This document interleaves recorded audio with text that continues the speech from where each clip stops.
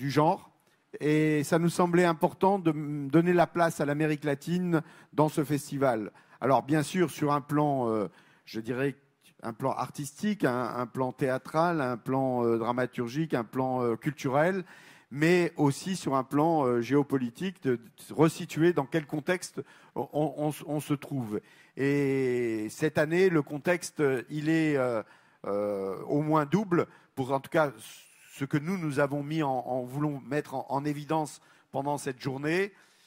Ce que l'on va évoquer tout de suite, c'est les rapports entre l'Union européenne et l'Amérique latine et la Caraïbe, mais plus particulièrement l'Amérique latine. Pour la Caraïbe, c'est un petit peu différent.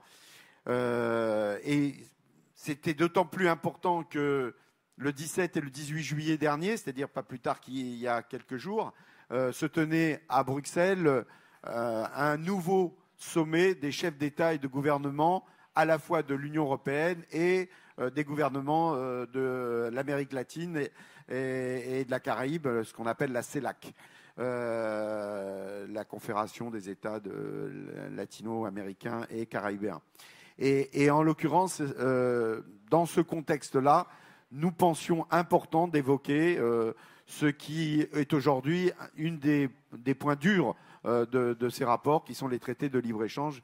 Maxime Combes, qui est à mes côtés, qui est un spécialiste économiste des questions notamment de ces traités de libre-échange, de l'high-tech, si j'ai bien compris, qui est aussi d'ATTAC, comme d'ailleurs France-Amérique latine est aussi membre d'ATTAC. Nous avons pensé que c'était important d'évoquer cela avec les autres aspects des rapports entre l'Union européenne et l'Amérique latine que Braulio Moro évoquera avec nous dès qu'il arrivera.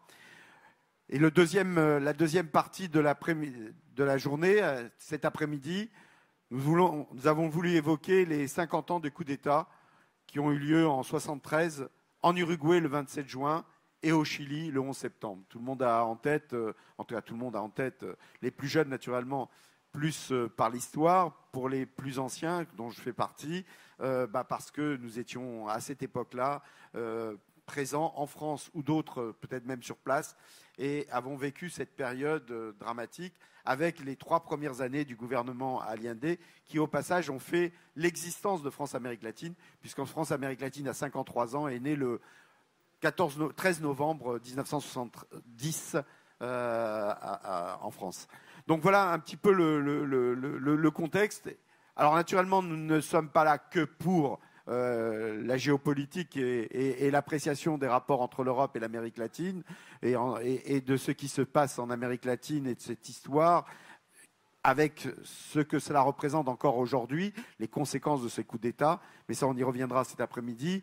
On a aussi cet après-midi une autre partie qui est beaucoup plus culturelle, la présentation des 8 compagnies que nous soutenons au sein du Festival d'Avignon et qui viendront présenter leur travail et qui feront un échange avec la salle, avec vous, dans l'après-midi. Et on terminera par un spectacle qui est une avant-première, un spectacle fait par de jeunes Uruguayennes qui viennent de Lyon et qui est un très beau spectacle qui vous sera proposé et offert en fin d'après-midi à partir de 18h jusqu'à 19h. Donc voilà, la journée est assez dense, assez complète.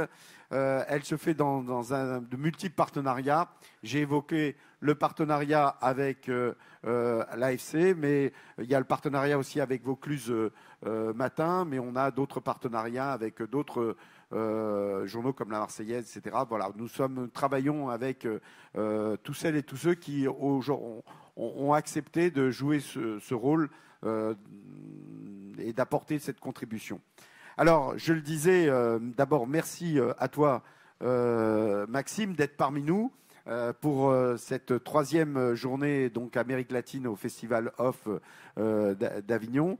Et en même temps, merci de nous apporter cette réflexion autour de ce qui a été un des points qui a été fortement évoqué, même s'il n'est pas dans la déclaration de cette manière-là, mais qui a quand même été fortement évoqué pendant le sommet des chefs d'État et de gouvernement.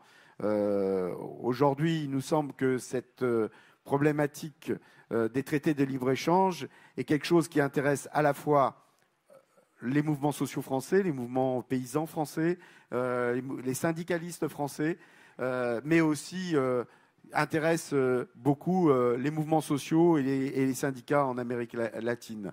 Peut-être que tu pourrais revenir un peu sur ces traités de libre-échange. Donc, aujourd'hui, on parle beaucoup du traité de libre-échange entre l'Europe et le Mercosur, mais il y en a un plus ancien, qui sont celui avec le Mexique, qui est un des premiers, à ma connaissance. Et puis, il y a un deuxième traité de libre-échange qui a été signé il y a un petit peu plus tard, les deux étant remis sur la table ces derniers jours, qui est le traité de libre-échange avec le Chili. Donc, ça fait 3 traités de libre-échange. Certains ont une histoire, d'autres voudraient en avoir une. Voilà, je te laisse la parole. Bonjour à tout le monde. Merci beaucoup pour l'invitation. Donc, juste pour préciser d'où je parle, moi je suis économiste de formation. Je travaille avec le mouvement altermondialiste depuis maintenant 20 ans sur ces questions internationales de l'actualité et de l'avenir de la mondialisation, notamment, mais aussi sur les questions de climat et d'environnement. Je ne me définis pas comme étant un spécialiste de l'Amérique latine, même si je connais un petit peu, et donc je ne prétends pas avoir cette compétence-là à vous offrir. Mais simplement pour introduire la discussion, quelques éléments généraux qui ont trait à la façon dont l'Union européenne aujourd'hui pense ses relations avec l'Amérique latine. Avec les Caraïbes, c'est différent, donc je vais m'en tenir à l'Amérique latine, et à la façon dont elle imagine les faire évoluer dans un temps futur. Il se trouve que autant il y a eu des velléités relativement fortes, organisées, pensées et réfléchies pour entériner des relations plus fortes dans les années 2000, voire même début des années 2010. Aujourd'hui, celles-ci ont complètement été mises sous le tapis pendant longtemps, jusqu'à très peu, sur lequel je vais revenir. Et il n'y a qu'à voir la présidence d'Emmanuel Macron, qui en 6 ans ne s'est toujours pas rendu en Amérique latine, alors qu'on est supposé, en fait, y compris en tant que la France, avoir la plus longue frontière terrestre extérieure de l'Union européenne, qui est celle entre la Guyane et le Brésil. Donc du coup, il y a en fait, ces dernières années, un désintérêt extrêmement massif qui a été de fait institutionnalisé par l'absence de politique et de stratégie réellement déployée par l'Union européenne envers l'Amérique latine. Et à travers la pandémie, à travers la guerre en Ukraine, l'Union européenne est en train d'être confrontée à de multiples crises, la crise énergétique, les tensions sur les marchés internationaux, la raréfaction de l'accès à un certain nombre de ressources qui peuvent être des ressources naturelles, mais pas seulement, à la montée de la compétition entre les deux super blocs mondiaux que sont la Chine et les États-Unis. Et d'un coup, l'Union européenne s'est rendue compte qu'il y avait d'autres pays sur la planète avec lesquels éventuellement elle pouvait produire des éléments. Mais du coup, elle le fait avec son vieux logiciel, avec un logiciel complètement, de notre point de vue, suranné et obsolète, qui est de considérer que ce que nous allons faire avec l'Amérique latine, c'est finalement simplement du commerce. C'est simplement et exclusivement mettre la main sur les ressources naturelles des pays d'Amérique latine et ouvrir de nouveaux marchés pour les multinationales européennes. Ce qui est clairement aujourd'hui mis en exergue avec la volonté que la Commission européenne a eue une fois Lula réélu, enfin élu après Bolsonaro, qui a été de dire: formidable, cette élection de Lula, ce n'est pas une opportunité pour la solidarité entre les peuples, ce n'est pas une opportunité pour raffermir les dimensions démocratiques des relations entre l'Union européenne et l'Amérique latine. Non, c'est une formidable opportunité pour finir et finaliser un accord de commerce entre l'Union européenne et les pays du Mercosur, ces négociations qui durent depuis 1999, négociations qui sont foncièrement déséquilibrées entre deux blocs, aux économies, aux structures sociales, aux insertions dans l'économie mondiale complètement asymétriques, et qui consiste finalement à dire aux pays d'Amérique latine, à travers ceux du Mercosur, que la seule mission, la seule place que l'Union européenne envisage de donner aux pays d'Amérique du Sud, ce sont des fournisseurs de matières premières et des pays qui doivent ouvrir, en réponse à cela, leur marché intérieur aux multinationales européennes. Et l'accord UE-Mercosur transcrit de manière très exactement et très explicitement cela. C'est un accord qui vise à importer de la viande à importer du sucre et à leur refourguer les voitures thermiques et les pesticides dont on n'a plus le droit ou on n'aura plus le droit de vendre sur le territoire européen dans les années à venir. Et le sommet UE-CELAC qui s'est préparé durant les 6 derniers mois et qui s'est tenu à Bruxelles ces 17 et 18 juillet en est l'amère transcription. C'est une incompréhension manifeste qui s'est traduite à travers ce sommet-là, une incompréhension sur ce qu'il peut se passer, se dire et s'exprimer des deux côtés de l'Atlantique sur la guerre en Ukraine pour des bonnes et de mauvaises raisons. Je ne suis pas là pour faire ce point spécifique, mais on pourra y revenir. Mais également une incompréhension sur ce qu'attendent les pays, ou en tout cas ce qu'attendent les populations, ou ce qui pourrait être imaginé en termes de relations diplomatiques entre des blocs essentiellement démocratiques. Et disant cela, je ne passe pas du tout sous le tapis le fait que le Paraguay est une dictature presque à part entière. Mais en gros, l'élection de Lula, il aurait dû falloir la voir comme très bien. Nous avons aujourd'hui un certain nombre de pôles démocratiques qui aspirent à certaines formes de justice sociale, de solidarité, de politique alternative. Non, on préfère recevoir Modi à grande pompe le 14 juillet à Paris, lui dérouler le tapis rouge, alors que c'est aujourd'hui une démocratie qui est en train complètement de se déliter et d'être transformée de l'intérieur.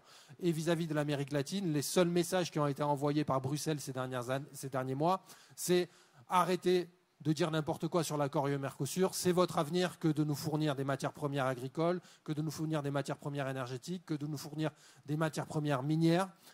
Et d'ouvrir vos marchés aux entreprises européennes.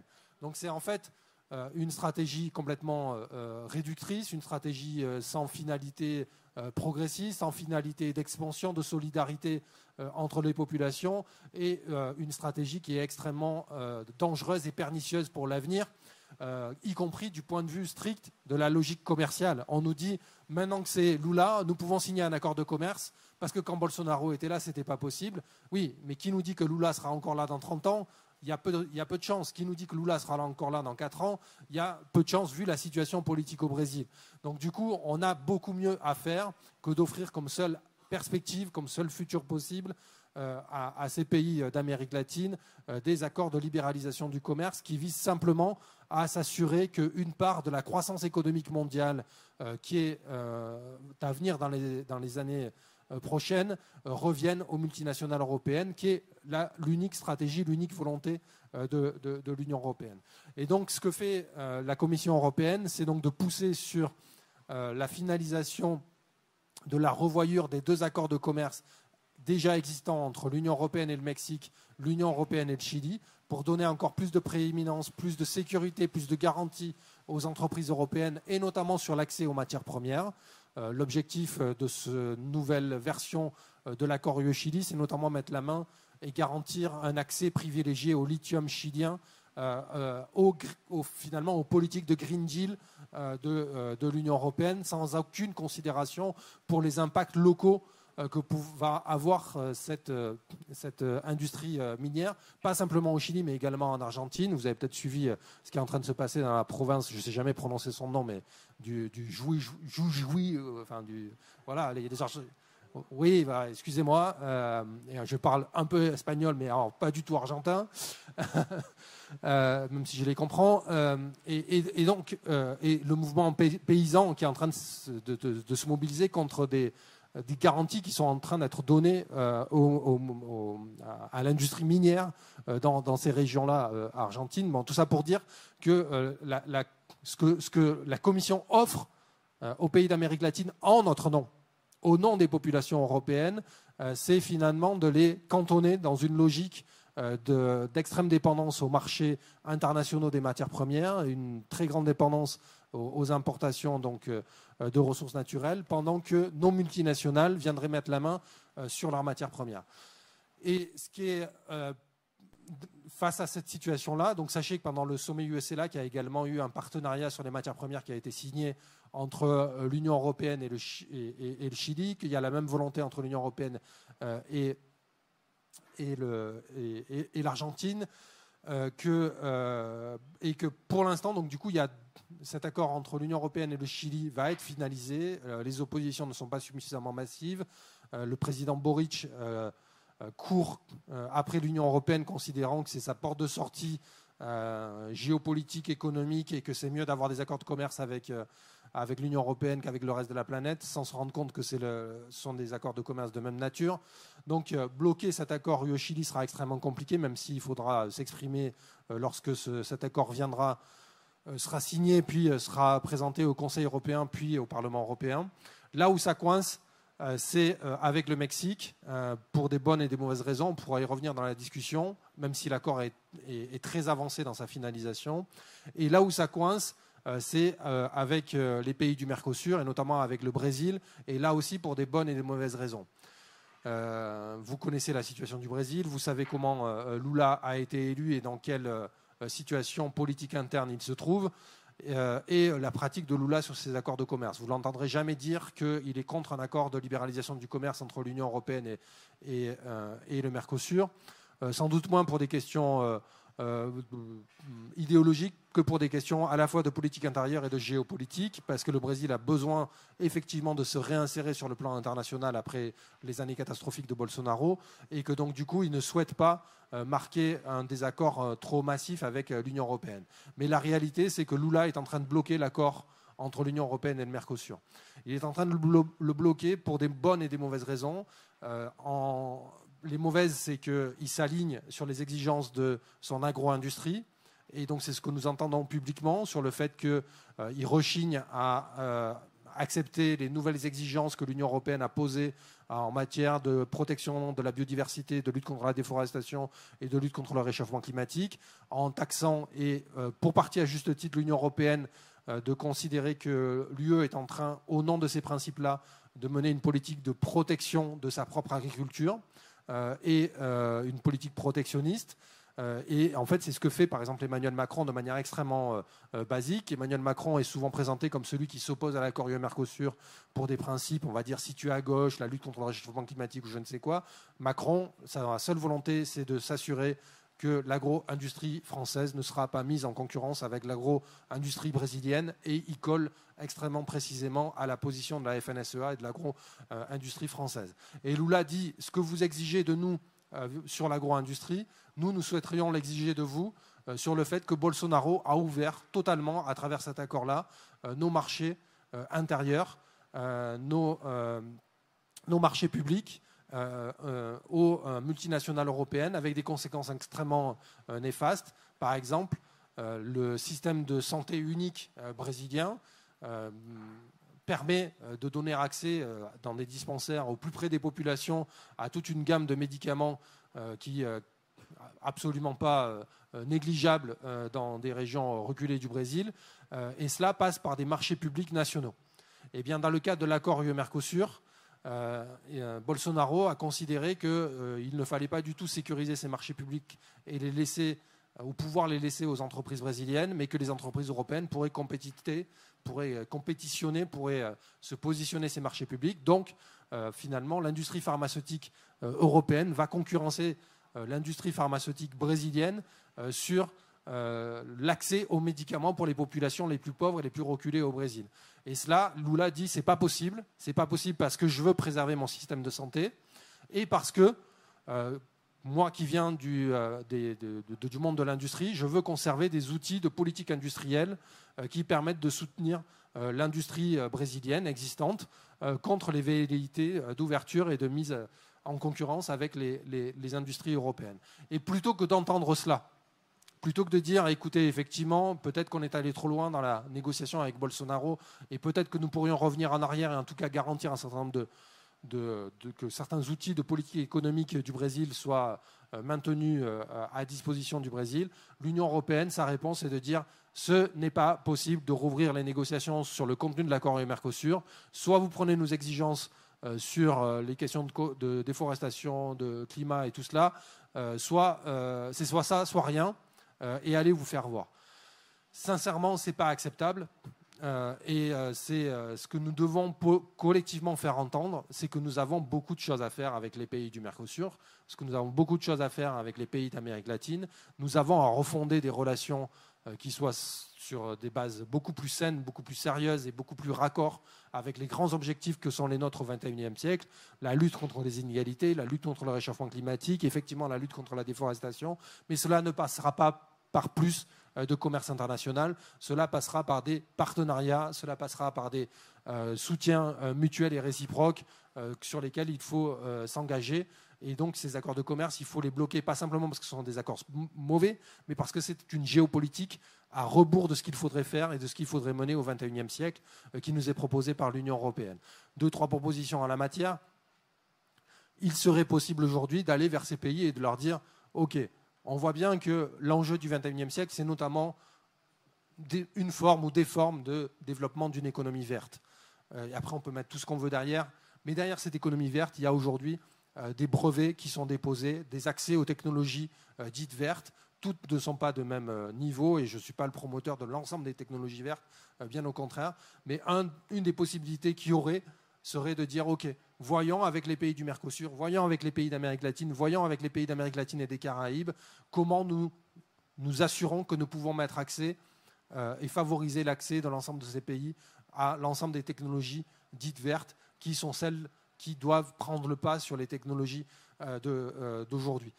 Ça, ce serait une façon, y compris en restant dans le cadre strict des limites ou de ce que nous posent les questions de commerce international, une façon de revoir complètement les choses. Ce n'est pas l'option privilégiée par l'Union européenne qui, au contraire, veut défendre les brevets, veut défendre les technologies et les avantages compétitifs dont disposent les multinationales européennes dans cette compétition pour être les premiers en matière d'économie verte et de green de capitalisme vert pour les années à venir. Donc voilà, il y a tout à revoir dans la politique commerciale et dans la géopolitique européenne telle qu'elle est menée aujourd'hui vis-à-vis des pays d'Amérique latine. Et c'est de cela qu'il faudrait aujourd'hui discuter et se mobiliser. Et on voit, nous, la bataille contre l'accord UE-Mercosur comme étant le levier pour essayer de se poser ces questions-là, le levier pour essayer de faire basculer et d'infléchir le rapport de force dans cette perspective, même si on en est très, très éloigné. Un mot simplement pour vous dire et vous parler des dynamiques de mobilisation et de construction collective des sociétés civiles sur ces questions. Aujourd'hui, il y a une coalition européenne d'organisations qui travaillent sur ces politiques commerciales européennes, mais nous avons l'équivalent au Brésil avec un front brésilien de lutte contre l'accord UE-Mercosur qui regroupe à peu près l'essentiel de ce que représente la société civile brésilienne, que nous avons des liens aussi extrêmement forts avec nos alter ego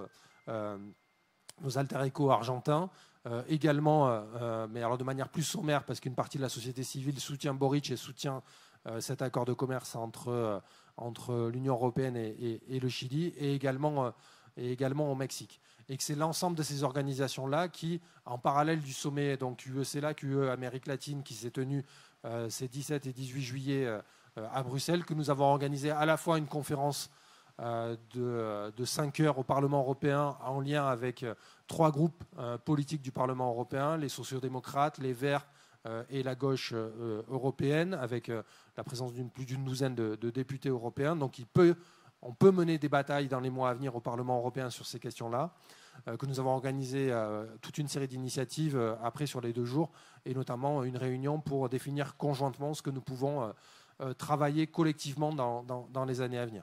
Et un des messages que nous ont transmis également nos amis brésiliens à cette occasion, c'est de nous dire, vu la situation dans laquelle vous êtes en France, vu la situation dans laquelle vous êtes en Europe, peut-être qu'il faudrait se rendre compte que nous avons beaucoup à vous apprendre ou à transmettre ou à discuter avec vous sur comment lutter et comment gagner contre l'extrême droite, contre les politiques d'extrême droite.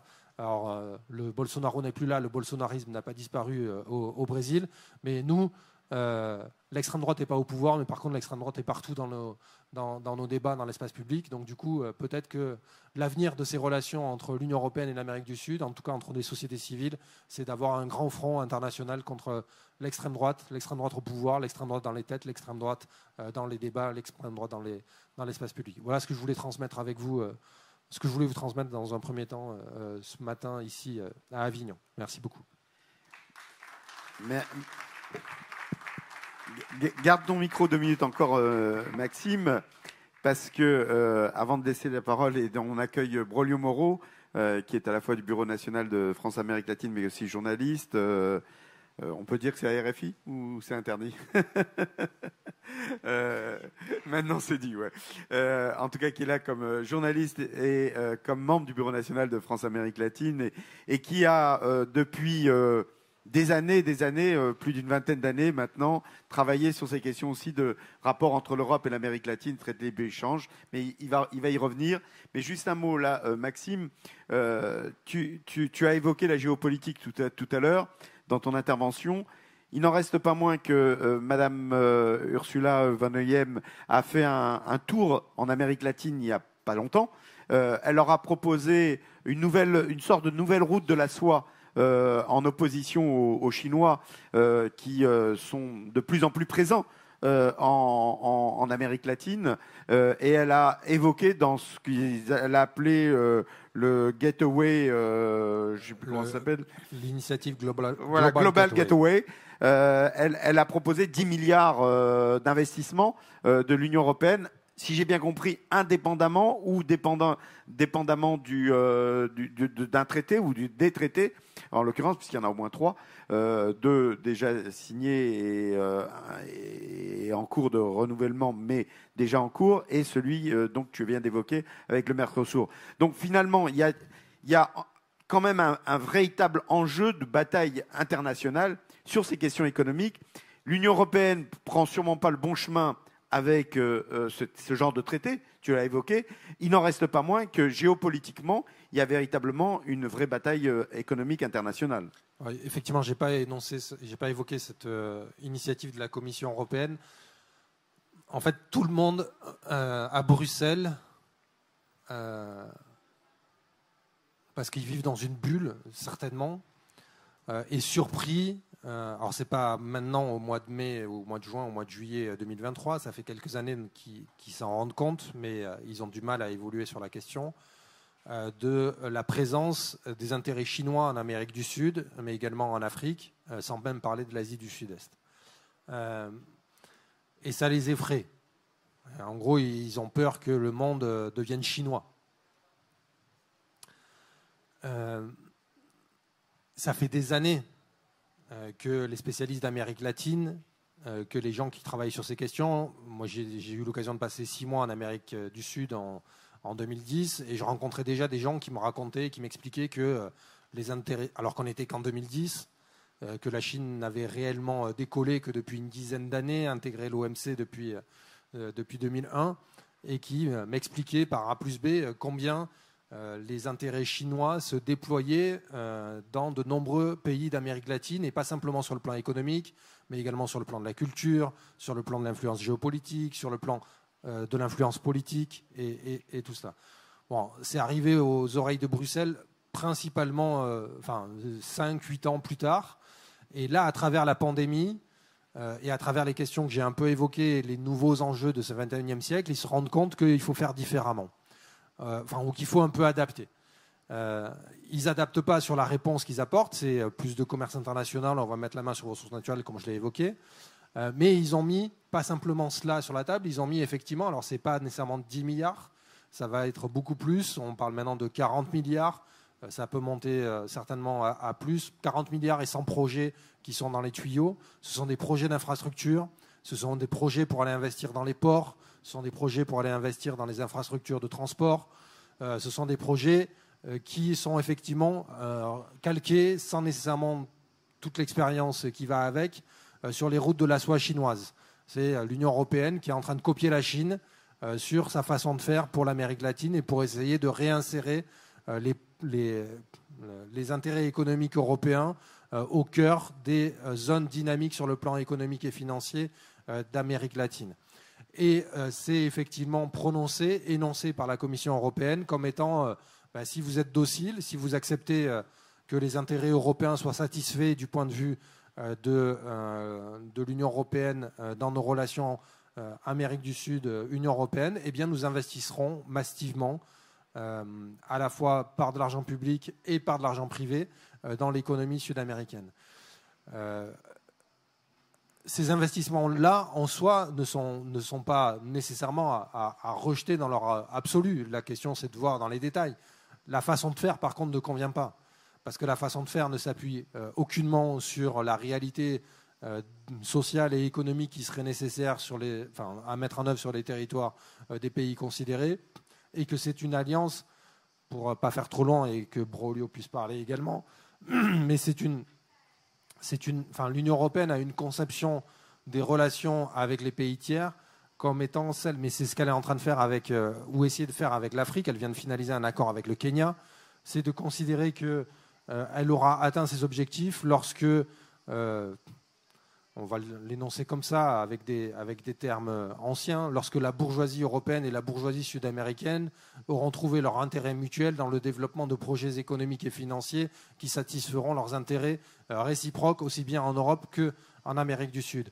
Sauf que ça, donc du coup, c'est problématique du point de vue de l'aggravation des inégalités qui va en résulter, du fait de ne pas répondre aux besoins des territoires, là où les populations les plus pauvres, les plus précaires, les plus éloignées du cœur des économies sud-américaines se trouvent. Et c'est aussi problématique parce que, pour le Brésil, mais c'est le cas aussi pour l'Argentine, ces intérêts économiques-là viennent satisfaire principalement une classe politique, économique et sociale qui vote Bolsonaro, qui fait Bolsonaro ou le bolsonarisme, qui font l'extrême droite ou la droite extrême ou la droite en train de se radicaliser en Argentine, et ainsi que dans les autres pays-là. Donc du coup, en fait, ce qu'on est en train de faire à travers ces initiatives, à travers ces accords de commerce, c'est soutenir économiquement, socialement, politiquement les forces réactionnaires en Amérique du Sud, alors qu'il faudrait soutenir les forces politiques progressistes, à minima démocratiques, qui sont dans ces pays-là. Et donc du coup, pour revenir là-dessus, quand Lula dit « je veux garder des éléments de politique économique pour soutenir mon industrie locale », l'Union européenne ne devrait pas lui dire « va te faire voir », mais devrait lui dire « bien entendu », parce que ce sont ces forces-là, les forces démocratiques, les forces qui ont fait que Bolsonaro est sorti par la fenêtre, même si le bolsonarisme n'est pas parti, et que Lula est revenu, et que ce sont ces politiques-là qu'il faut soutenir. Donc l'Union européenne joue de fait une politique économique, une politique de soutien, une politique géopolitique qui soutient les droites extrêmes, les droites réactionnaires dans les pays d'Amérique du Sud. Et ça, c'est extrêmement problématique parce que, je vous le rappelle, c'est fait en notre nom à tous.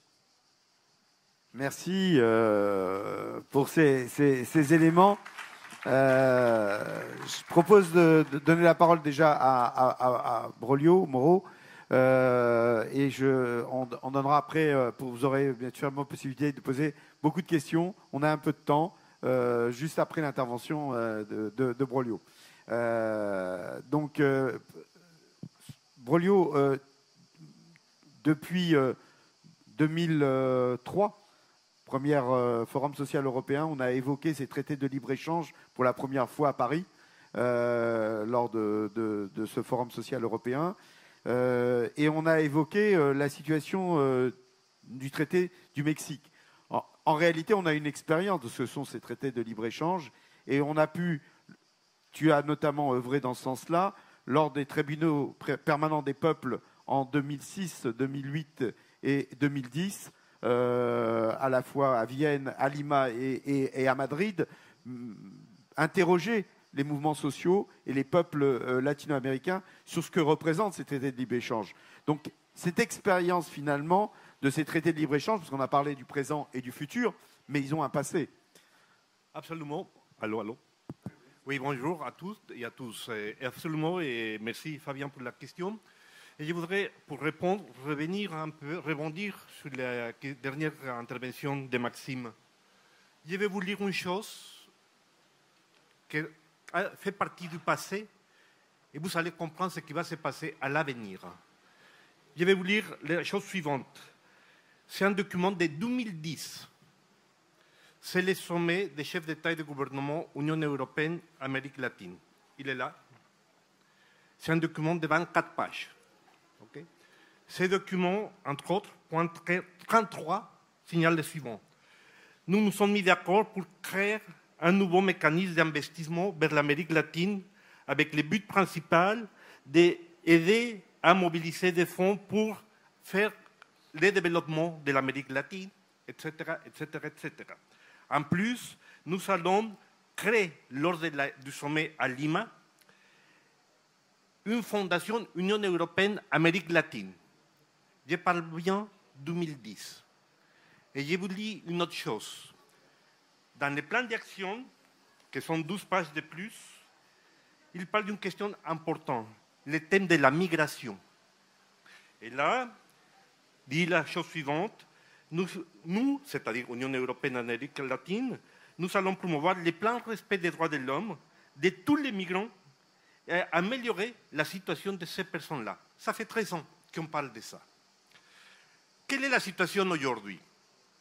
Aujourd'hui, l'Union européenne, comme a été évoqué tout de suite, propose cette histoire-là qui s'appelle Gateway, la passerelle globale. Sauf que déjà en 2008, en 2010, l'Union européenne proposait la même chose pour l'Amérique latine. En quoi ça consiste? Des accords de libre-échange, des apertures commerciales, des investissements pour promouvoir les investissements privés.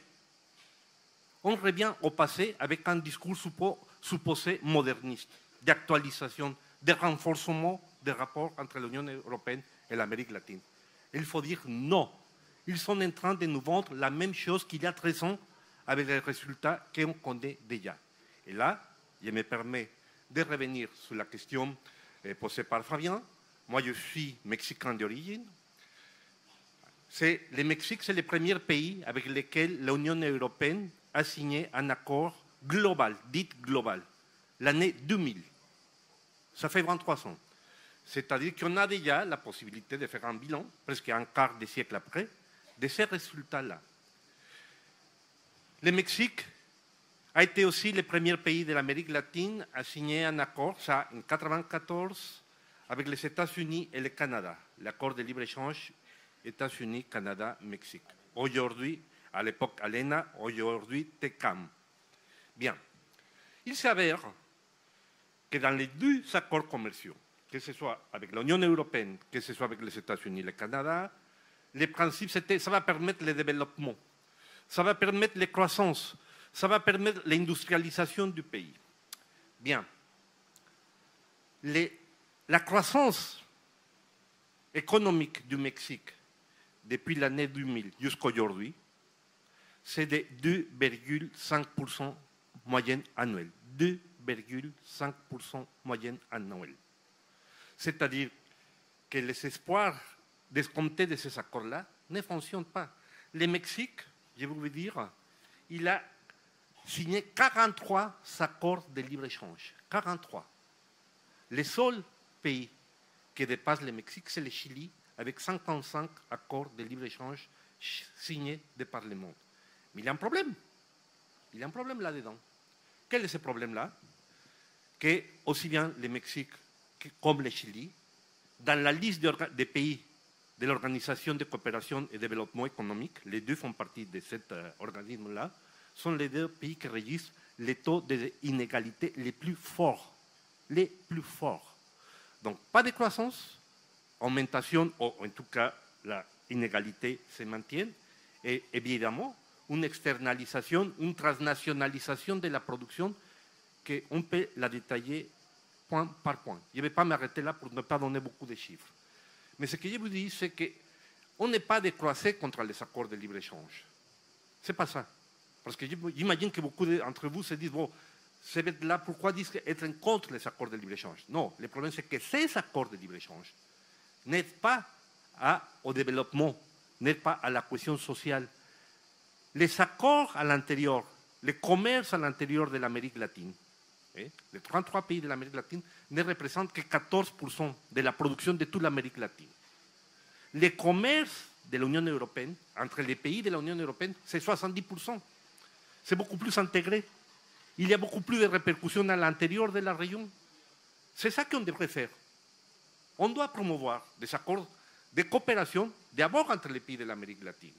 Parce que, comme sûrement a été déjà signalé, le problème c'est qu'aujourd'hui, on se retrouve dans une situation exceptionnelle de crise écologique, de crise économique, de crise pour la guerre, de l'inflation, etc., et dans lesquelles, effectivement, l'Amérique latine a beaucoup de ressources naturelles. Je suppose que Maxime, comme Fabien, ont parlé de ce que ça représente, que ce soit le lithium, le cobre, le fer, etc., les terres rares aussi. L'Amérique latine possède 15% des réserves mondiales de terres rares. Ce n'est pas seulement la Chine.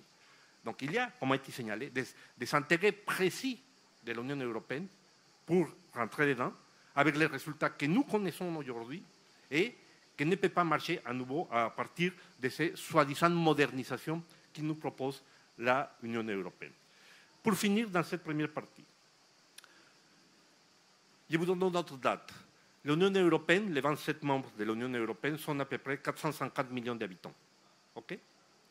Amérique latine, on est presque 700 millions. Sauf que, dans un premier cas, dans le cas de l'Union européenne, on parle de la région la plus développée, la plus riche du monde. Dans le cas de l'Amérique latine, malheureusement, on continue à parler d'une des régions la plus inégalitaire du monde. Des 50 pays les plus inégalitaires du monde, 17 pays se trouvent en Amérique latine. Et ça tourne. Des gouvernements viennent, des gouvernements partent, des gouvernements viennent, des promesses de l'Union européenne viennent, des promesses de l'Union européenne viennent, et ça ne se résout pas. Il faut se dire qu'il a un problème majeur qu'il faut répondre à ça. Et ça ne peut pas être résolu, et je m'arrête là pour une première question, sur les accords de libre-échange. Qu'est-ce qu'on a fait, nous? Qu'à partir de ça, en 2008, on était à Lima, comme a été évoqué, dans la déclaration finale qu'on avait émise au sommet de Lima en 2008, nous signalons déjà la chose suivante. Nous disons, les stratégies de l'Union européenne, dites à l'époque Europe globale, partager le monde, suppose un approfondissement des politiques de compétitivité et de croissance économique qui cherchent à mettre en place une agenda en faveur de cette transnationale et approfondir les politiques néolibérales. Ça, c'est 2008. On est dans la même situation aujourd'hui. Réfléchissez un peu. Je dis bien, nous ne sommes pas des croisés, mais nous ne sommes pas des naïfs. Il faut dire non à ces accords de libre-échange. Merci. Effectivement, la question aujourd'hui a été évoquée tant par Maxime que par Broglio, n'est pas de poser la question de savoir si ces traités de libre-échange, c'est-à-dire si plutôt ces échanges économiques sont utiles ou pas utiles, elles sont indispensables dans le monde et elles l'ont été de tout temps. C'est leur nature qui nous pose question, et elle nous pose d'autant plus question que, comme cela a été dit, les peuples eux-mêmes aujourd'hui les refusent.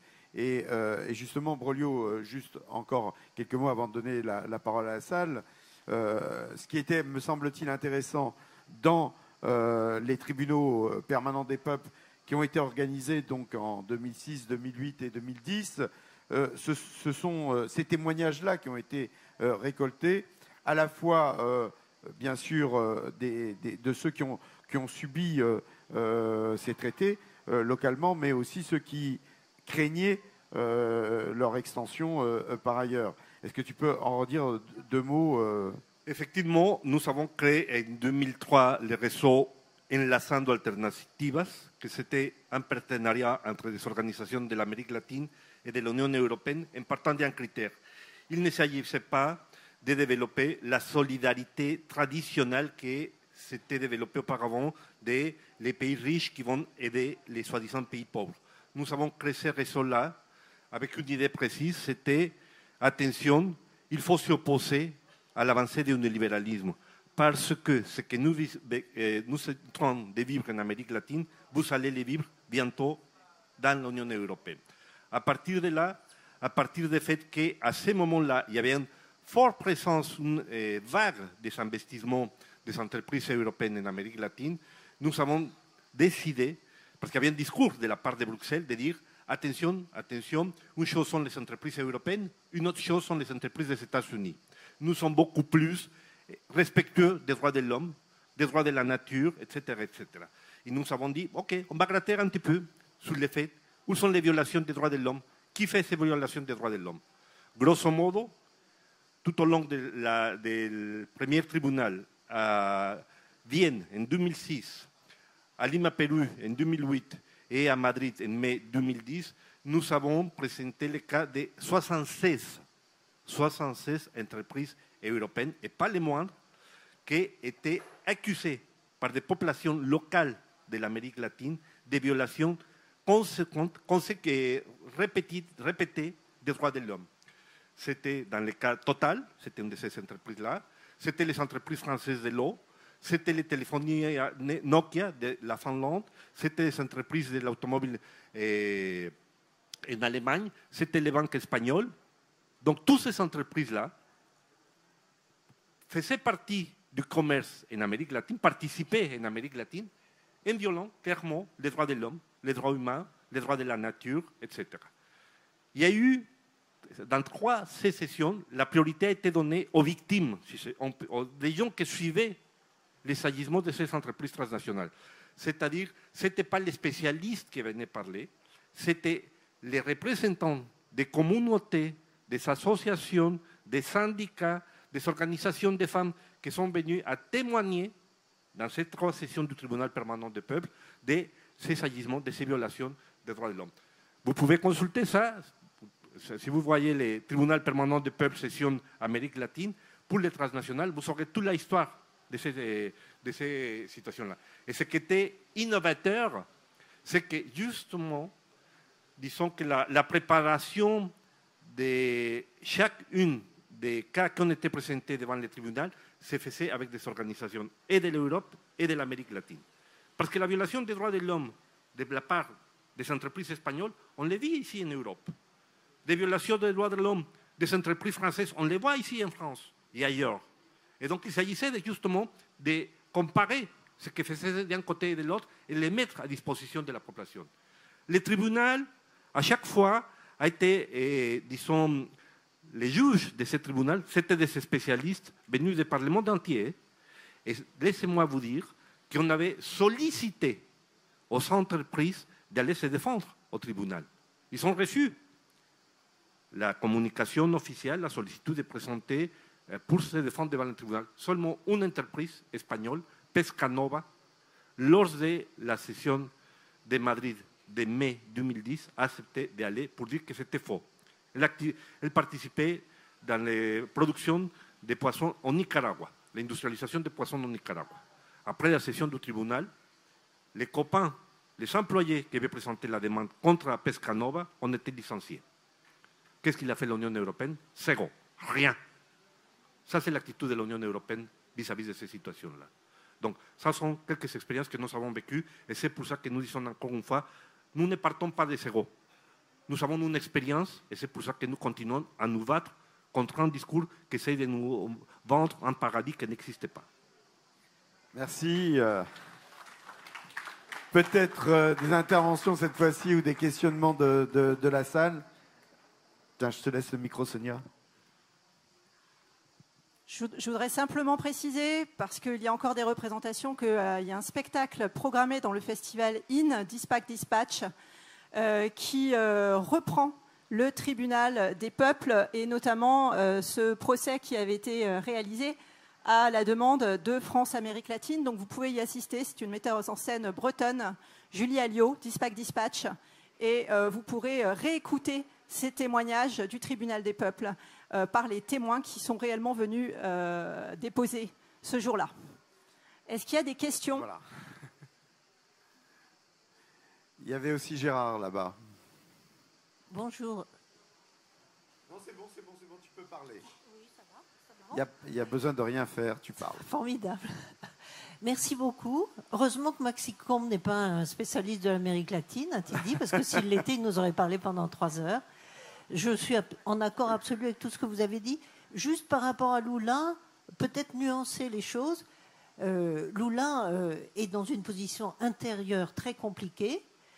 J'ai l'impression qu'avec sa formidable habileté stratégique et tactique, il a en fait utilisé, par exemple, la visite de Mme von der Leyen pour dire au peuple brésilien, vous voyez, on est contraint par l'Union européenne à accepter des choses qui vont absolument contre nos intérêts. Alors il a parlé parfois comme en faveur du mouvement populaire et parfois comme en faveur de l'agro-industrie. Son premier gouvernement, c'était déjà comme ça, c'était schizophrénique. Il avait 2 ministères de l'Agriculture, un pour la réforme agraire et l'autre pour l'agro-industrie. Ça n'a pas vraiment changé, ça. Mais il est très habile, c'est-à-dire qu'il peut utiliser les démarches de l'Union européenne pour montrer qu'il ne peut pas satisfaire tout le monde. Il ne peut pas gouverner sans l'agro-industrie, du point de vue du rapport de force au Congrès. Mais il ne peut pas non plus trahir sa base, le mouvement des Sans-Terre et tout le mouvement populaire, ce front populaire dont vous avez parlé. Donc, il navigue à l'intérieur de ça, je trouve, avec une grande habileté. Et je crois qu'il y a un deuxième niveau qu'il n'y a peut-être pas de raison d'évoquer ici, mais seulement pour le mentionner. Toute l'Amérique latine, pratiquement unanime, a refusé très nettement, d'abord aux États-Unis, à la chef du commando sur général, qui venait demander aux pays d'Amérique latine d'offrir leurs armes russes, et à la place, il y aurait de l'armement nord-américain qui leur serait donné. Ils ont tous refusé. Petro a dit on a des chars russes, mais même s'ils deviennent de la chatarra, on ne les donnera pas aux États-Unis. L'Union européenne est arrivée après, ou en même temps, un Allemand, puis Mme von der Leyen, en disant, et puis l'Espagne, en disant tiens, on va inviter Zelensky au sommet UE-CELAC. Et là, ça a été un tollé hors de question. Qu'est-ce que dit Lula et qu'est-ce que disent les autres présidents, assez nombreux quand même si entre eux il y a des grandes différences? Nous ne sommes plus un continent qui va obéir à des puissances étrangères, ni aux États-Unis, ni à l'Europe. Donc c'est quand même un peu l'arrière-fond simultané par rapport à la capacité de dire non à un accord proposé par des accords de libre-échange proposés par l'Europe. Alors moi j'avais une question, Maxime, à propos des propositions que tu as faites en disant qu'il y aurait d'autres axes. Par exemple, l'Europe pourrait être intelligente en proposant de développer ensemble des technologies vertes. Et tu as évoqué plusieurs axes et en fait, les suivantes, tu es passé peut-être trop vite. L'autre axe, c'est de soutenir les fronts au Brésil, en Argentine, qui luttent en ce moment contre ces accords de libre-échange, constituer des fronts ici. Est-ce que ce serait possible de développer un peu plus les axes possibles aujourd'hui? Merci. Je propose qu'on prenne plusieurs questions et après, nos débatteurs, nos intervenants pourront intervenir. Bonjour, merci pour les interventions. Je rejoins un peu votre agacement là, sur le parallèle que vous avez fait avec une décennie d'écart et qu'on soit aujourd'hui là, ensemble, obligés de parler d'accords de libre-échange. Moi, je trouve ça scandaleux. On est juste dans le lexique du néolibéralisme, donc la poursuite de la prédation, vous le savez aussi bien que moi. Simplement, on le remâche, on le subtilise, et je pense que il devrait y avoir un rejet beaucoup plus massif par rapport à ce lexique, voilà, ça m'interroge en fait que quand même, voilà, on ne cesse de remâcher la terminologie des maîtres, des dominants. Ça, c'est un regard. J'aimerais savoir, vous parlez du continent dans lequel se trouvent les plus grandes inégalités sociales. Quel est votre regard sur comment structurellement ça a lieu? Est-ce que c'est la conséquence de la vassalité jusque-là liée aux États-Unis et des changements de régime permanents? Ou est-ce qu'il y a bien sûr des phénomènes plus subtils, parce qu'on ne peut pas non plus faire de l'Amérique du Sud un seul bloc. Il y a des contrastes par pays, et sachant qu'un État-nation est une mosaïque de peuples. Bref, voilà, je me posais cette question-là. Merci. Alors, dans l'ordre, j'ai une troisième question. Madame aussi voulait. Et après, là-bas. C'est comme à la Sécu. Oui, merci de vos exposés. Je voudrais reprendre un petit peu un certain nombre de questions. Je vous poserai la question pourquoi. Vous avez beaucoup parlé de Lula, mais en fait, Lula, c'est quand même un président, mais c'est un État quand même avec beaucoup de fédéralisme. Donc le pouvoir de Lula est quand même relativement limité par rapport à ce qui peut se passer à l'intérieur, sans compter que la bourgeoisie comprador est toujours là, est très puissante et très violente, et qu'elle a toujours une possibilité d'agir très fortement. Ça, c'est un petit peu la question sur la question brésilienne. Vous avez évoqué également la peur, peut-être répandu comme une espèce de rumeur par rapport à la question chinoise, puisque effectivement il y a un certain nombre d'accords qui se prennent avec la Chine et avec son intervention dans différentes structures économiques. Et avec cette route de la soie qui dépasse largement le cadre asiatique, bien entendu. Est-ce que dedans, il y a des éléments que vous avez peut-être un peu moins repris, et j'aimerais que vous en parliez quand même un petit peu, c'est la puissance actuellement des gouvernements progressistes, mettons, c'est un terme un peu compliqué, mais disons à la fois de Lula dans ses positions à l'échelle internationale, qui met le contre-pied finalement à ces accords de libre-échange et qui met le contre-pied vraiment à ces positions très otanesques qui sont très liées à ce qu'est l'Amérique aux États-Unis. Et il y a également la position aussi de Manuel López Obrador, et puis il va y avoir des élections qui sembleraient aller dans le même sens, qui fait qu'il s'écarte beaucoup de ce qu'a été avant la puissance de l'EA, de la puissance de ce qui avait provoqué toutes les régimes sanguinaires et les plans Condor et tout ce qui s'était passé. On n'est plus exactement dans la même circonstance, et il semblerait que la CELAC quand même représente un poids différent. Donc au lieu de cette crainte de la Chine, d'ailleurs, est-ce que c'est la Chine? Parce qu'on parle également des BRICS, et j'aimerais que vous nous en disiez plus, puisque actuellement les BRICS, on parle peut-être d'une vingtaine de pays, et que ça recompose, il y a une recomposition du monde, et je pense que nous, dans nos consciences et dans nos luttes, on a besoin d'avoir ce sentiment que le monde n'est plus ce qu'il était antérieurement, qu'il est certainement en pleine effervescence, et on le voit parce que la guerre est perpétuelle, et la guerre est partout, et des foyers s'allument de partout. Et donc, on se demande si ce n'est pas un peu des reproductions de ce qu'il y a eu antérieurement, avec des craintes dramatiques.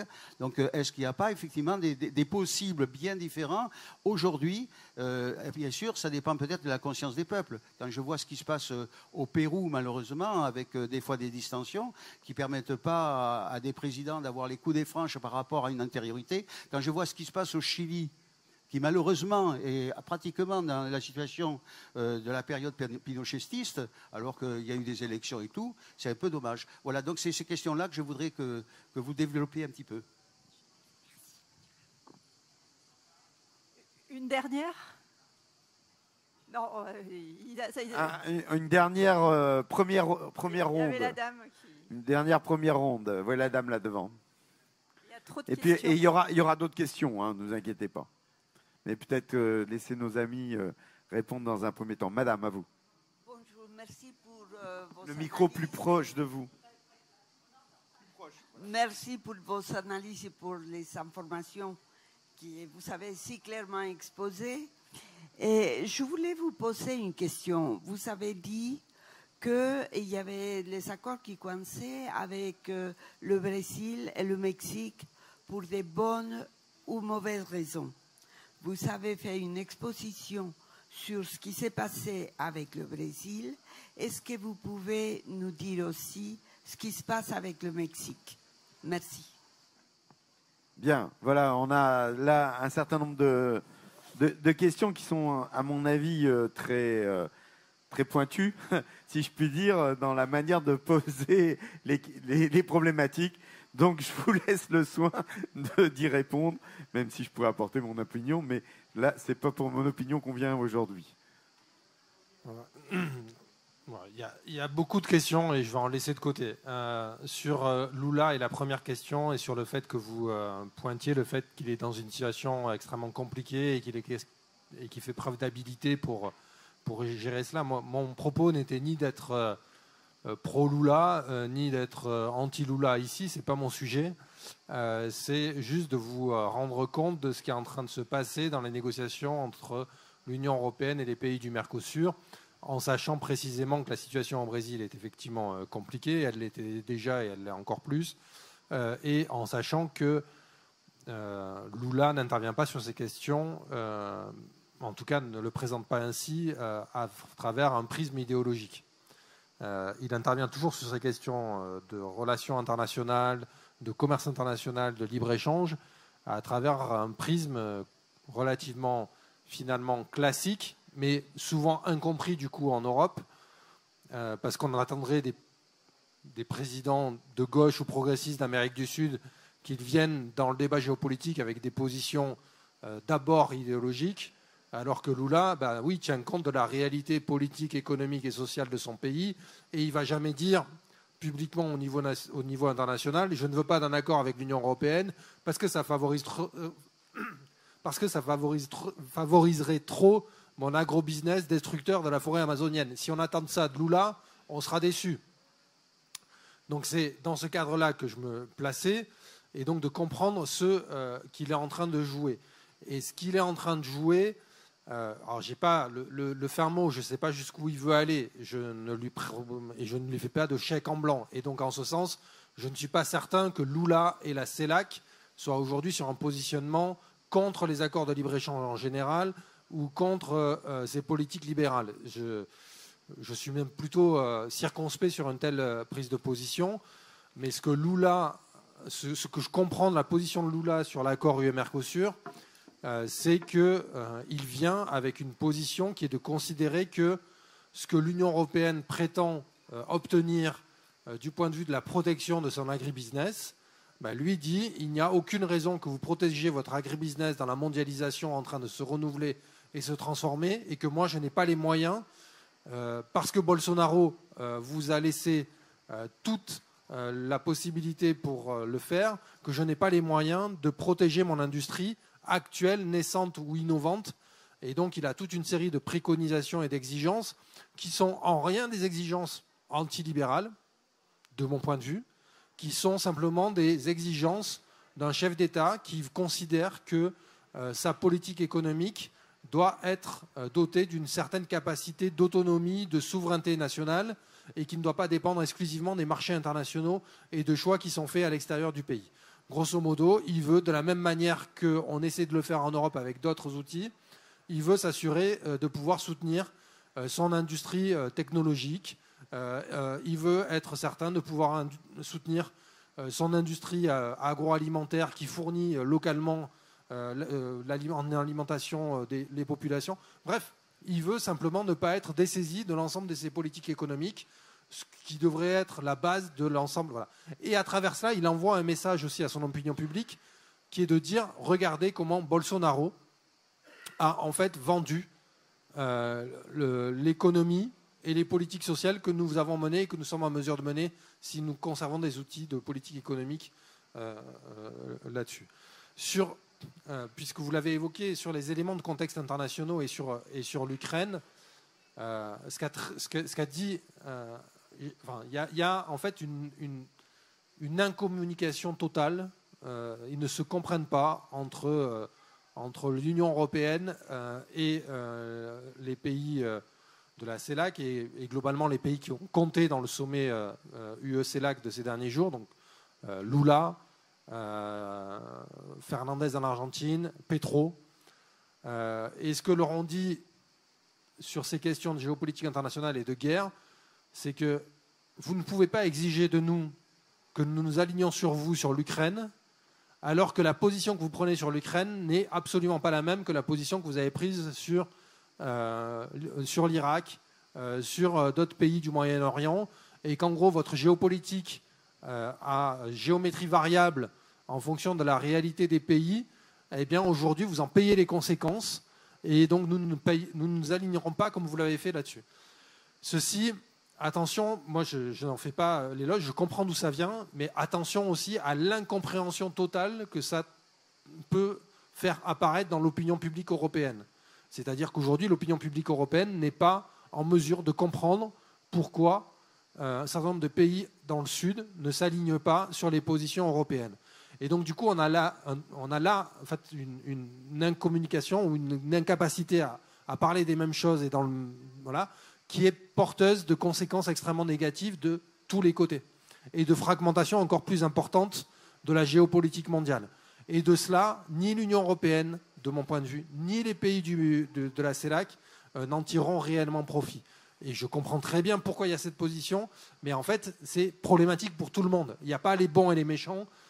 Cette difficulté à communiquer sur des mêmes bases sur ce qui est en train de se passer dans le monde est problématique pour notre avenir commun. Si je puis me permettre, y compris toujours en faisant étalage mes incompétences sur les questions d'Amérique du Sud. Je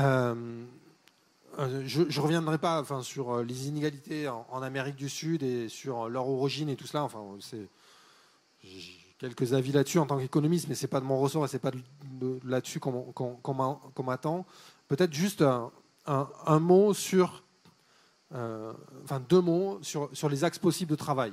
Moi, ce que j'ai dit aux responsables européens que j'ai pu voir ces 2 derniers jours, c'est de leur dire arrêtez avec les accords UE-Mexique, UE-Mercosur et tout cela, et repartez de ce qui pourrait faire sens et nous faire sauter des pas en avant. Et donc, je vous ai parlé de la question technologique, qui pose plein de problèmes, mais qui est entendable du point de vue de la Commission européenne.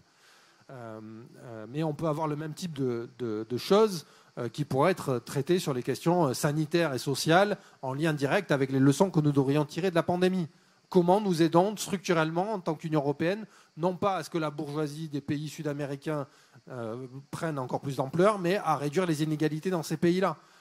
Et nos camarades sud-américains n'ont cessé de nous dire, à nous Européens qui avons tendance à considérer les accords de commerce uniquement par leur biais et leurs impacts sur le climat, ce qui n'est pas mon cas, mais beaucoup de mes camarades européens, par leur impact sur le climat, sur la déforestation, sur la biodiversité, de leur dire « Ok, ça c'est vrai, mais la question climatique est aussi une question sociale, la question de biodiversité, la question de la déforestation sont aussi des questions sociales, particulièrement dans les pays d'Amérique du Sud, au regard des populations indigènes, des populations qui vivent de ces forêts et tout cela. Et aidez-nous à batailler sur la question des inégalités. Et donc, du coup, l'Union européenne devrait entrer via cet angle-là. J'en fais pas plus. Et par contre, nous, sur la question de solidarité entre les populations, solidarité entre les organisations de la société civile, je pense qu'il y a une chose qui nous pend au nez et qui est insuffisamment prise en compte, c'est cette extrême droite, qui, elle, se coordonne au niveau international, qui, elle, apprend les unes des autres de leurs propres expériences. Bolsonaro a appris de Trump, l'extrême droite française, européenne, apprend de Trump et de Bolsonaro. Donc essayons, et pour l'instant les espaces de débat sur ces questions-là, ça pourrait même être une perspective d'évolution, si on y croit encore, au mouvement altermondialiste ou aux forums sociaux, que de construire structurellement un réseau international d'échange d'informations, de construction, de travail sur ces questions-là. Sur les bonnes et les mauvaises raisons, et je finis par là, et y compris sur l'agenda des accords Mexique, Mercosur et Chili, donc je vous ai parlé effectivement plus du Chili et de l'accord Mercosur, c'est que fondamentalement, López Obrador et le gouvernement mexicain ne s'opposent pas à l'accord UE-Mexique sur le contenu de l'accord, ou pas suffisamment. C'est globalement, le contenu de l'accord ne fait plus débat réellement entre l'Union européenne et les négociateurs mexicains. Après, il faudrait rentrer dans les détails, sujet par sujet, et voir qu'il y a encore quelques petites choses qui comptent. Mais en fait, le Mexique ne s'oppose pas au principe d'avoir une évolution de l'accord UE-Mexique existant et d'en étendre la dimension et l'impact que ça va avoir sur l'économie mexicaine et sur la présence des entreprises européennes au Mexique. Ça coince un peu sur les questions énergétiques, je ne rentre pas dans les détails, et après ça coince parce que l'Union européenne est emmerdée, ennuyée, excusez-moi, on est filmé, est ennuyée parce que ces accords-là, ce sont des accords dits mixtes du point de vue de la compétence, donc c'est un peu technique ce que je vais évoquer, des accords dits mixtes du point de vue de la compétence de l'Union européenne, c'est-à-dire que c'est un accord qui comprend à la fois des éléments liés au commerce international, au commerce entre ces deux entités. Donc ça, c'est de compétences exclusives de la Commission européenne, mais ça comprend également des éléments qui sont liés à la politique d'investissement et aux protections des investisseurs étrangers. Ça, c'est de compétences Union européenne et des États membres de l'Union européenne. Et ça comprend également des éléments qui sont liés ni à l'un ni à l'autre et qui sont aussi de compétences européennes. Ceci a un impact du point de vue de la validation ultime de l'accord. C'est-à-dire que pour être validé et mis en œuvre complètement, cet accord-là devra être validé par le Conseil européen, validé, ratifié par le Parlement européen, mais également par l'ensemble des parlements nationaux, voire dans certains pays par des parlements régionaux comme en Belgique. Ça, la Commission européenne ne veut plus être soumise à cela pour y compris des raisons qui peuvent s'entendre, c'est-à-dire que quand la Commission européenne négocie ça au nom des 27 États membres, pourquoi la Wallonie pourrait bloquer à elle toute seule la mise en œuvre d'un tel accord? Donc ça, si on veut débattre de la discussion de la nature fédéraliste ou non de l'Union européenne, ça pose quelques questions qui sont absolument pas secondaires. Mais donc du coup, pour éviter cela, la Commission européenne veut découper ces accords qui ont été négociés globalement entre une partie commerciale qui serait de son seul ressort et de sa seule ratification au niveau européen, d'une partie qui ne le serait pas. Et globalement, López Obrador lui dit « Ah non, ça c'est pas possible. Ça, vous n'allez pas nous faire ça. Parce que nous, le volet politique, le volet non économique, non investissement, non commercial est tout aussi important que les aspects commerce et investissement, ce qui s'entend pleinement. » Et donc, du coup, il y a un hiatus aujourd'hui. Les gens ne se comprennent pas entre Mexico et Bruxelles sur cette raison-là. Et ça peut bloquer là-dessus. Pendant combien de temps, je ne sais pas. Mais en tout cas, aujourd'hui, sur l'accord EU-Mexique, c'est un des points majeurs qui pose problème. Et donc, du coup, à la sortie du sommet... Ah, j'ai rien fait. À la sortie du sommet UE-CELAC, en termes d'agenda, sur l'accord UE-Mexique, on n'a pas d'agenda clair d'évolution des négociations. Du coup, il y a des réunions qui vont être encore programmées, mais je ne peux pas vous dire aujourd'hui, ce sera finalisé et signé entre les deux entités à telle date, puis présenté au Parlement européen. On n'a pas cet agenda-là, donc on peut encore retarder les choses, y compris en fonction des échéances électorales mexicaines et européennes. Sur l'accord UE-Chili, là, les choses sont beaucoup plus claires. Ça va avancer maintenant très vite. Il y a une date donc, que je n'ai plus vraiment en tête, au mois de novembre. Donc, je ne sais plus si c'est le 11, 12, 17, 18 ou 19, 20, je ne sais plus. Mais qui serait pour finaliser définitivement l'accord et donc le processus de ratification puisse commencer du côté des deux entités. L'accord UE-Mexique, on a 0 chance ou 0,1% de chance de bloquer cet accord-là. UE-Chili, on a 0,1%. Voilà, c'est très très difficile. Et sur l'accord UE-Mercosur, il y a de nouvelles négociations au sommet UE-CELAC qui sont arrivées à rien sur l'accord UE-Mercosur. Vraiment rien. Et donc ça, d'un certain point de vue, c'est une petite victoire. C'est-à-dire qu'au lendemain de l'élection de Lula, la Commission européenne a dit le sommet UE-CELAC, c'est un sommet où on arrivera à finaliser UE-Mexique, UE-Chili, UE-Amérique du Sud, et vous verrez, on aura donc du coup une nouvelle perspective de construction collective entre l'Amérique du Sud et l'Europe. Ça, ce n'est pas le cas. Et sur UE-Mercosur, du coup, il y a des négociations au haut niveau entre négociateurs au mois d'août. Il y aura de nouvelles échéances à l'automne. Si on est capable de maintenir la pression, maintenir les divisions qui peuvent exister entre les pays de l'Union européenne, entre les pays de l'Union européenne et le Mercosur, on devrait pouvoir arriver à ce qu'ils ne le finalisent pas d'ici la fin de la présidence espagnole de l'UE, c'est-à-dire le mois de décembre. Et si ce n'est pas finalisé à ce moment-là, ça ne le sera pas au premier semestre 2024, parce qu'il y a des élections européennes en Europe.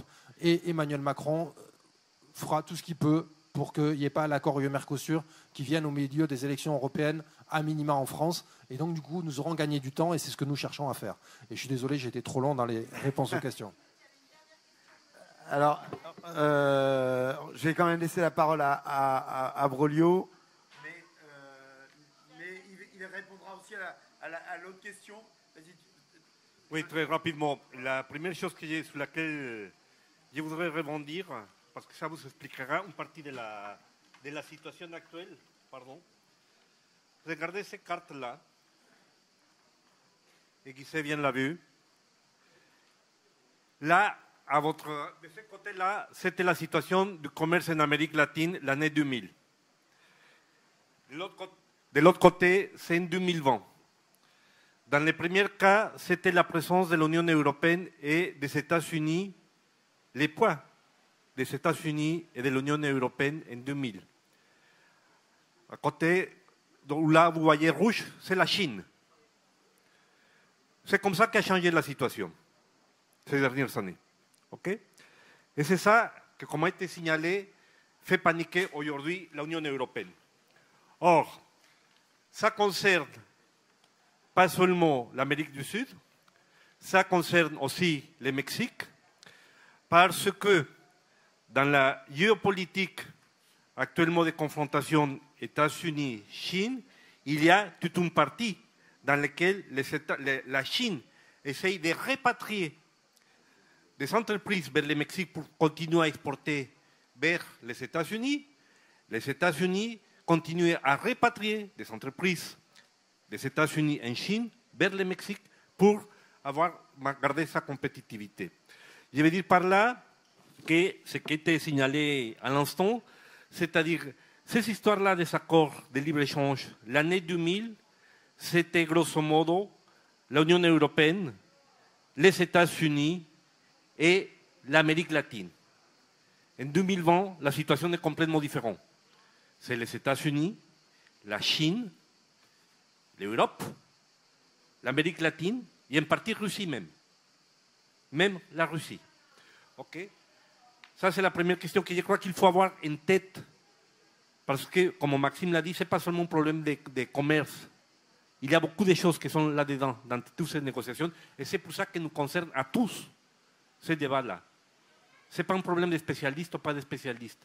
Mais qu'il faut essayer de comprendre qu'est-ce qu'il y a derrière de tous ces discours-là, de ces approches-là, des uns et des autres. Deuxième question, comme il était signalé, et je ne vais pas rentrer sur les histoires de pourquoi l'inégalité en Amérique du Sud.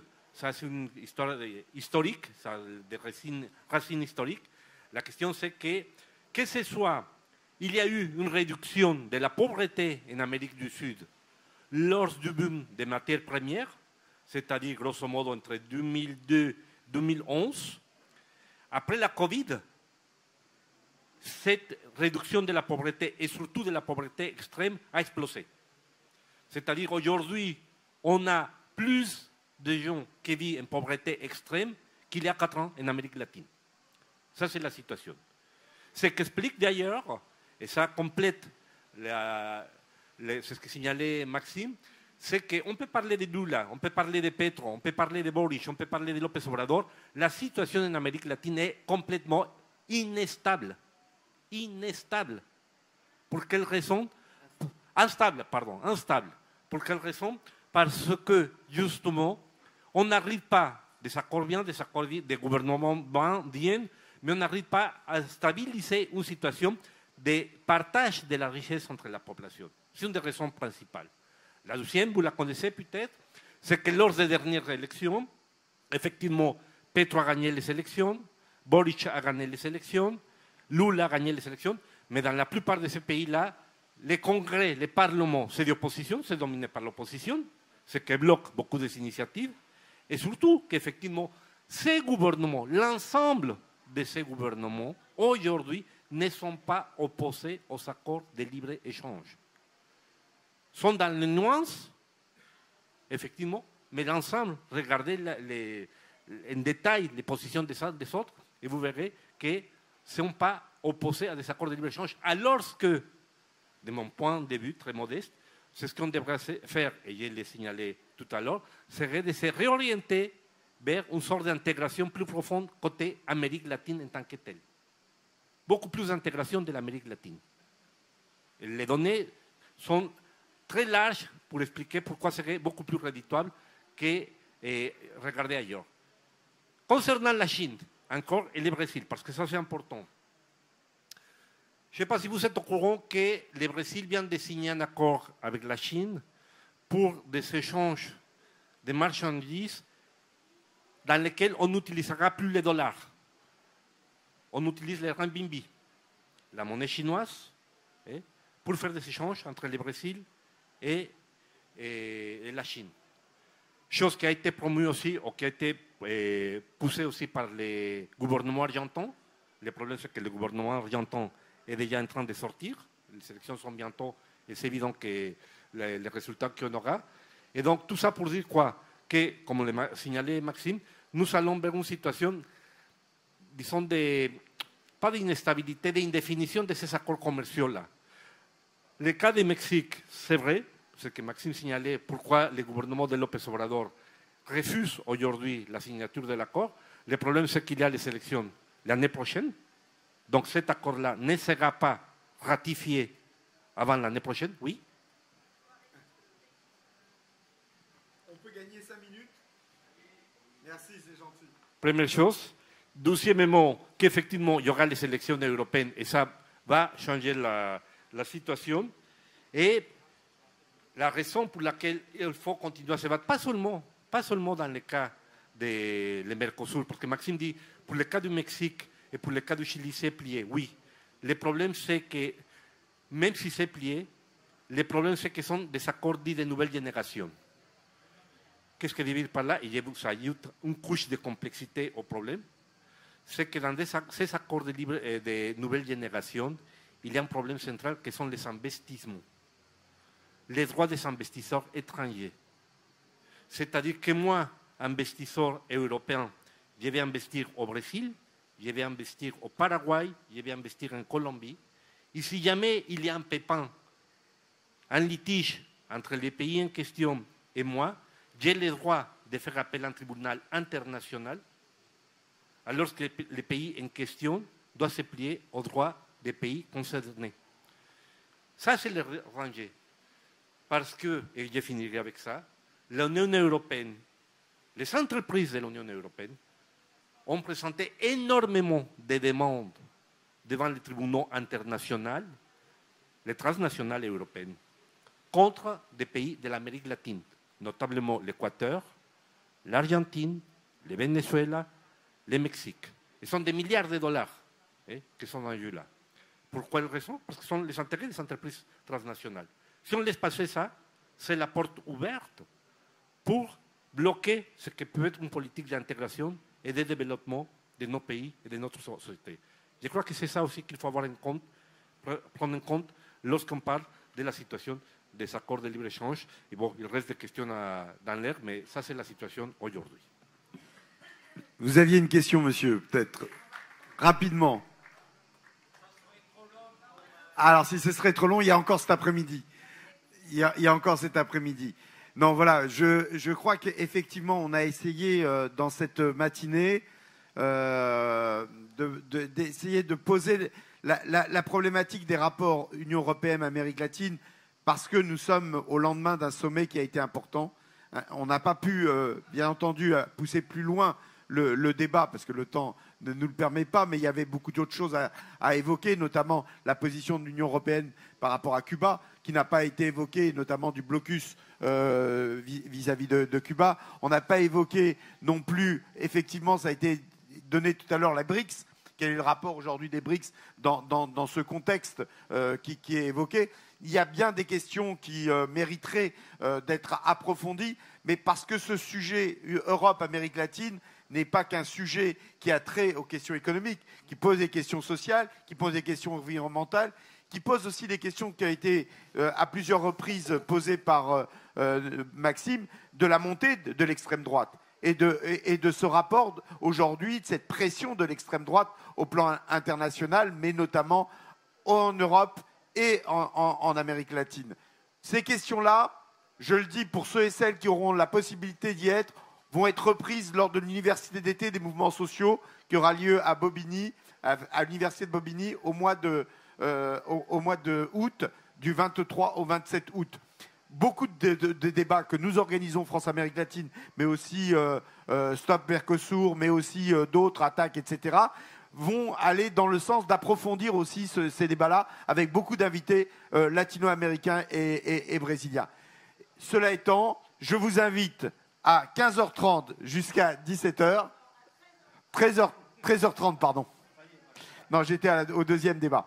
À 13h30 jusqu'à 15h, à une autre table ronde, cette fois-ci autour des coups d'État en Amérique latine des années il y a 50 ans, mais les conséquences aujourd'hui.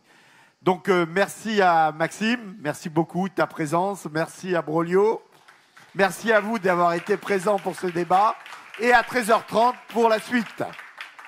Et si vous voulez suivre la question de l'accord UE-Mercosur, donc il y a un collectif national qui s'appelle Stop Mercosur, il y a un site internet, un compte Twitter, un truc Facebook, un fil Telegram, voilà. Et si vous ne nous soutenez pas, eh bien un jour on disparaîtra parce qu'il n'y a pas beaucoup de moyens. Et sur la petite table qui est là-bas, il y a des pétitions à signer, notamment pour libérer 305 jeunes activistes colombiens qui croupissent dans les prisons colombiennes depuis 2 ans sans aucun procès. Ça s'appelle des prisonniers politiques, pétition à signer là-bas. Merci à vous.